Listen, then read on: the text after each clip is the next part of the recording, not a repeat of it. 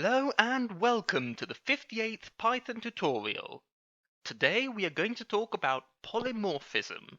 I know this term sounds scary, so let me see if I can explain it in simple terms. For the sake of today's episode, we can define polymorphism as the same object being able to do different things. Just to be even more clear, let's look at an example.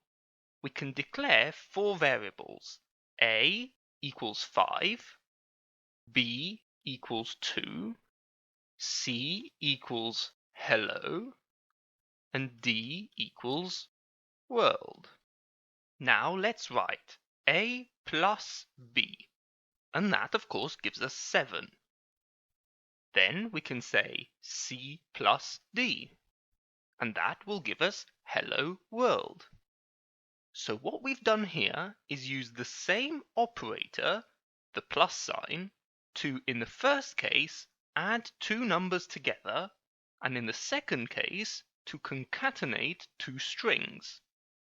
This is called operator polymorphism, and basically occurs when the same operator is used to accomplish different tasks, such as in our example here. Here instead we have two classes, one called square and the other one called circle. In both cases we have a method called area, which returns the area of the respective object. So we can run the code by pressing the F5 key and then say sqr equals square 10 and circ equals circle 10. Then we can say sqr.area and circ.area.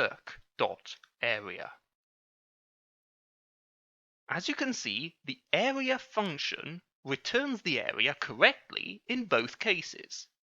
So what we have here is a case of user-defined polymorphism. In this example, the user, in this case us, used the same name for the methods of both classes. Hence, when the code is run, it appears that the same function is able to produce two different results. In reality, these are two distinct functions, each contained within their own class. So we can regard this overall as a weaker case of polymorphism. Our last example for today contains Python built-in functions. Let's write len of hello, followed by len of 1, 2, 3, followed by len of a1 and b2. So here we have the same function, which in the first case returns the number of characters in our string. In the second case, it counts the number of items in our list, and in the third, it returns the number of keys in the dictionary. This is a typical case of polymorphism in functions. In other words, when the same function is used to process different types of inputs, and hence achieve different results. Now with that, I think we can call an end to today's video.